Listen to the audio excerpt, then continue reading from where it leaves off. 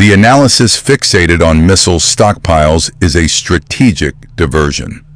While defense blogs cite production bottlenecks as the primary liability, they are measuring the wrong vector of attack. The kinetic cost of a missile is a known variable. The systemic cost of a millisecond of silence is incalculable. The true asymmetric threat is not loud, it is silent. Analysts at CSIS have modeled the scenarios. A coordinated severing of submarine data cables in the Atlantic, coupled with dazzling or kinetic strikes on low Earth orbit communication satellites. This is not warfare against an army. It is warfare against the nervous system of an empire. While official rhetoric from actors like Iran girds for conventional deterrence, their strategists understand the blueprint. They do not need to sink a carrier. They only need to render it deaf, dumb, and blind. This creates the blind Leviathan, a superpower with unmatched kinetic force, but no targeting data, no financial liquidity, and no command structure. A trillion-dollar asset neutralized by silence. The central motive is not aggression. It is arbitrage. Weaker state actors like Iran are not courting suicide. They are exploiting a systemic solvency crisis within the West. The blueprint for this strategy was laid bare not in the Middle East, but in Eastern Europe. CSIS analysis of the Ukraine conflict reveals a critical vulnerability. For a modern state, a prolonged conventional war is a domestic liability of catastrophic proportions. It is not a test of will. It is a battle of attrition against a nation's own balance sheet and political stability. The war becomes an unpopular, resource-draining black hole. This is the solvency crisis. It is the mathematical certainty that the kinetic cost of replacing finite, high-tech munitions exceeds the industrial capacity to produce them. The United States' own missile manufacturing is failing to match wartime tempo, creating a fatal lag between expenditure and replenishment. This is not a secret. It is a public admission documented by Defense Blog. Simultaneously, the industrial engine that would fuel a prolonged conflict has been outsourced. Between 2000 and 2020, the EU's share of global industrial output collapsed from 20.8% to 14.3%. This isn't a cyclical downturn, it is a permanent structural decay. This industrial and political weakness forces a pivot to asymmetry.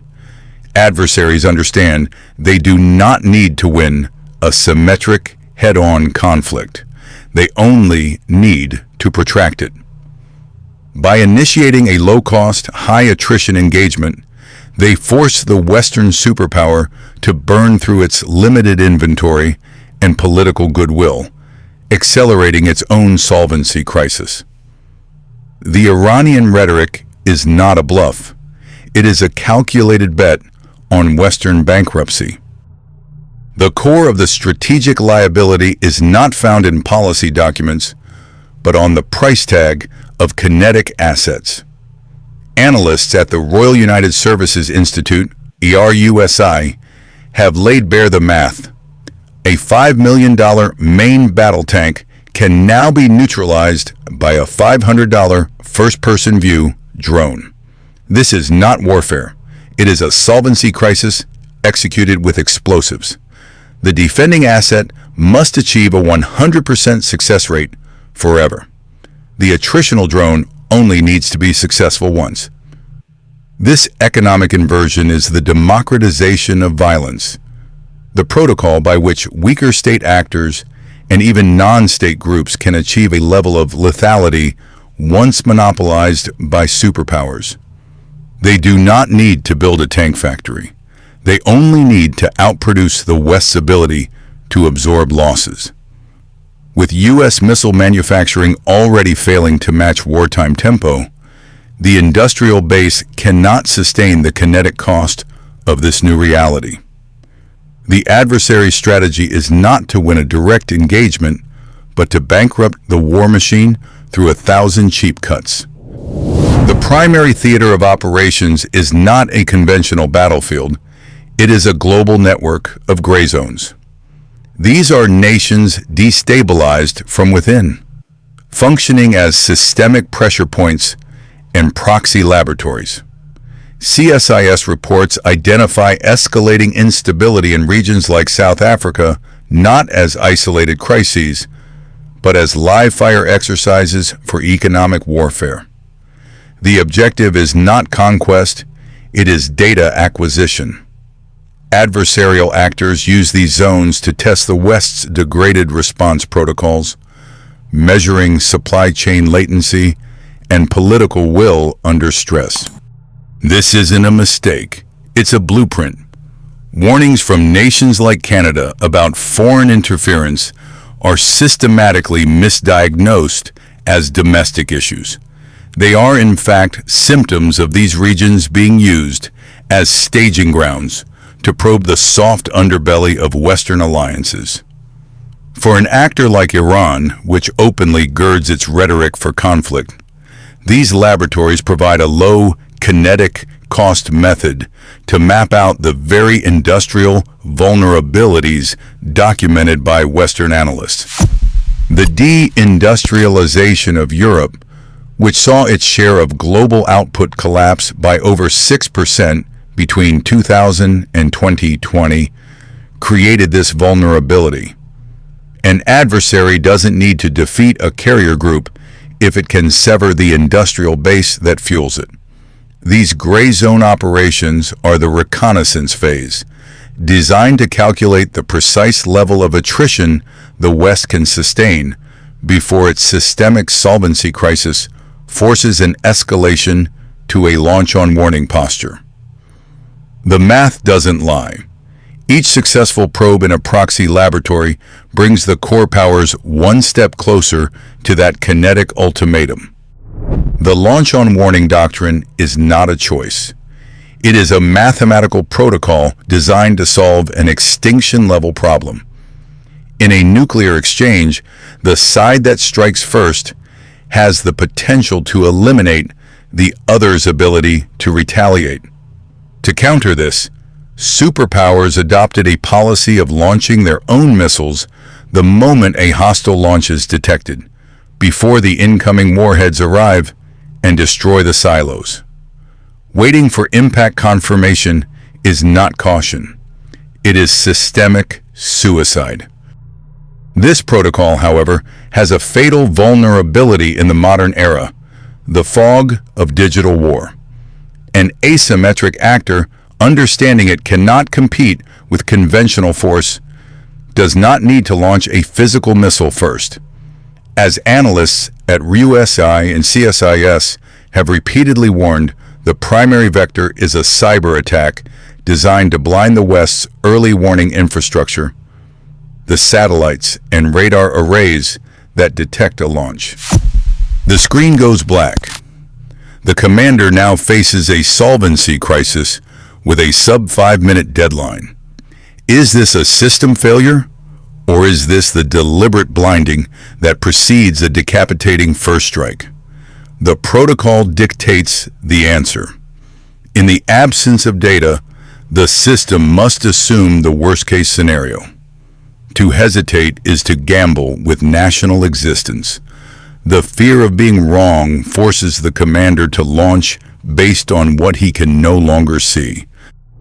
This is the core of the asymmetric threat.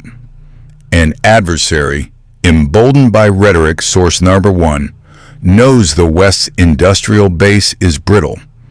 U.S. missile manufacturing cannot sustain a prolonged kinetic exchange, source number 3.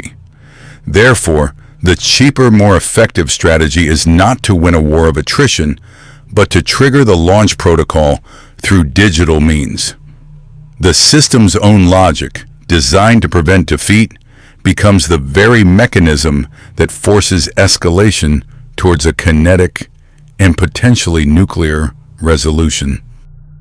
The central vulnerability of the West is no longer military, it is mathematical. An industrial solvency crisis, quantified and understood by its adversaries. The West cannot sustain a high-tempo conventional conflict.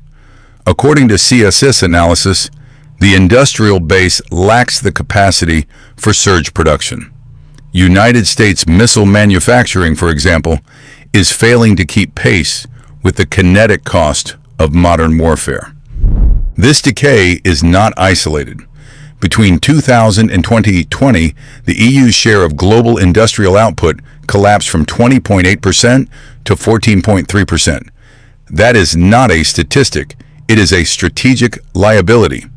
This deindustrialization creates an incentive structure for weaker state actors, whose official rhetoric, as noted by Iran International, is already girding for conflict.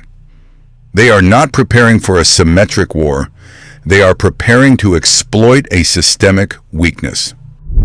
The primary risk is not a direct declared war. It is an asymmetric escalation designed to test Western resolve and expose its inability to absorb attrition. An adversary's logical first move is not to fire a missile, but to fire a warning shot against the system itself, a calibration shot to measure response time and political fragility. The target must be critical, the method deniable.